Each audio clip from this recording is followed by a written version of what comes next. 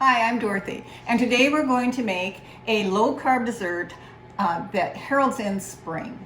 Now, I've made a lot of low-carb desserts in the past that you can see on videos. In the summer, I usually focus on berries like berry fools and berry crumbles, etc. In the fall, I did a great pumpkin cheesecake, and in the winter, it's all about chocolate. So for spring, I'd like to do a pie, and it is focused on lemons and oranges and orange marmalade, and it's really, really good and very low carb. The crust, to make the crust low carb, which is usually the most difficult part of the pie, we're going to do a nut crust. And here's the ingredients. It's really simple. Pecans, some butter, some just a tiny bit of sugar substitute, a little salt, and then I'm going to add some orange flower water to enhance the orange flavor of the pie, but you could use ginger or cinnamon or whatever else you wanted in the crust. Equipment for the crust, really basic. You'll need a food processor to grind up all the nuts and a pie shell. And that's it. So let's make the crust first, and then we'll come back and I'll show you how to make this really delightful, easy, springy lemon marmalade filling. Okay? Be right back. Okay, first up we are going to grind up the nuts in a food processor. So 2 cups of nuts. Let's see. Now the only thing you need to know about this is to pulse it instead of turning it on all the way on. Okay, I'm going to turn this off because it's really loud, but just pulse it like that. It gives you a much more even grind. Okay, so I've pulsed this up. If you pulse it too much, it's going to start sticking together. So, but there isn't a real definitive science. This is about how thick I like mine. Okay, in the meantime, I took the 6 tablespoons butter and melted it. And so now you are going to mix together the pecans, the butter, 2 tablespoons of sugar substitute, 1/4 teaspoon of salt, and a 1/2 teaspoon of this orange flower water. Okay, that's thoroughly mixed together.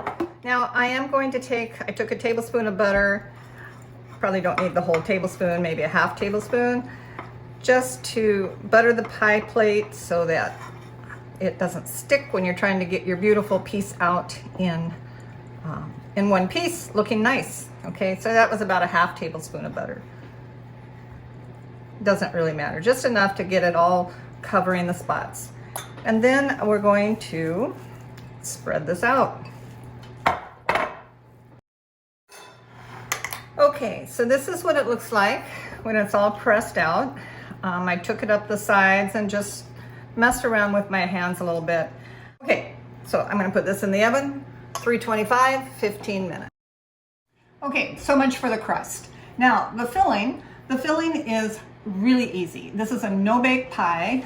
The crust I had to bake to get that going, but the filling you won't be baking. You'll just be putting it in the refrigerator to chill. Okay, a couple of things to know when you're whipping your whipped cream into stiff peaks. Number 1, start slow, and the reason being, if you turn it on to full speed right away, it splatters all over the place. So you really have to start slow and kind of build up. It takes probably, I don't know, 3 minutes. And then it looks like it's never going to turn into stiff peaks until all of a sudden it does. So the thing to watch is once it starts getting to be soft peaks, so that you can kind of see that it's starting to turn, it happens really quickly and it'll turn into stiff peaks before you know it, and if you let it go too long, you'll have butter. So this is what stiff peaks looks like. It's essentially heavy whipped cream whipped up, and it keeps its form. Okay, so we're going to take all of that out, put it in this bowl and set it aside, wash out the blender bowl and fix the rest of it. Okay, and then we'll fold it all together. So, be right back. Okay, whipped cream is in a separate bowl, set aside. The bowl is washed. And now we're just going to add the cream cheese. You can break it up if you want. And the sugar. And then we're going to blend that up for about 2 minutes, and then we'll come back and add the rest of the ingredients. In the meantime, you want to zest. Here's the microplane zest these really well. You can either measure it out to a teaspoon each, or you can just do a whole orange and a whole lemon, which is what I did because I like it. All right. Okay, cream cheese is blended up. That was for about 2 minutes. Now I am going to add the zest, the lemon zest, the orange zest. I'm going to add the orange marmalade. I used our orange marmalade from Heathglen, which of course is the best, but you can use any marmalade that you want. I'm looking for a, oh well. And then I'm going to add a teaspoon of vanilla. And a 1/4 teaspoon each of the extracts. So this is the lemon extract. Extracts are pretty strong, so you don't want to go overboard with them. This is the orange extract. I'm going to get that wonderful Meyer lemon taste in here. And then blend all that together, and then we're going to fold in the whipped cream and the cream cheese together and chill it. Here we go. Okay. So here's our cream cheese blend. That just didn't take too long to blend, 1 or 2 minutes, and just until it's smooth.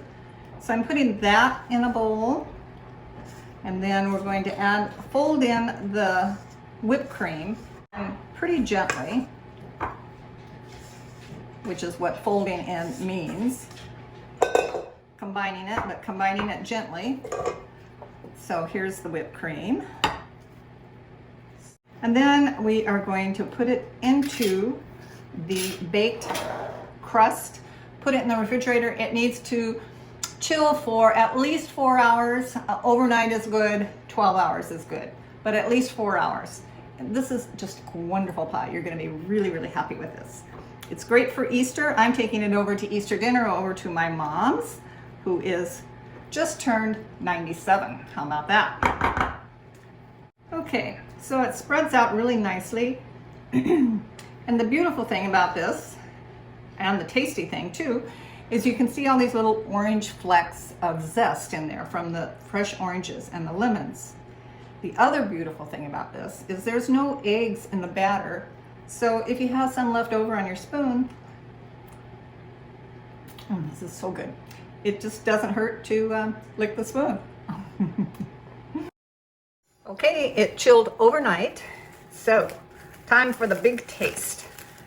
You want to cover it while it's chilling, by the way, so it doesn't pick up the flavors or the smells of what's in your fridge.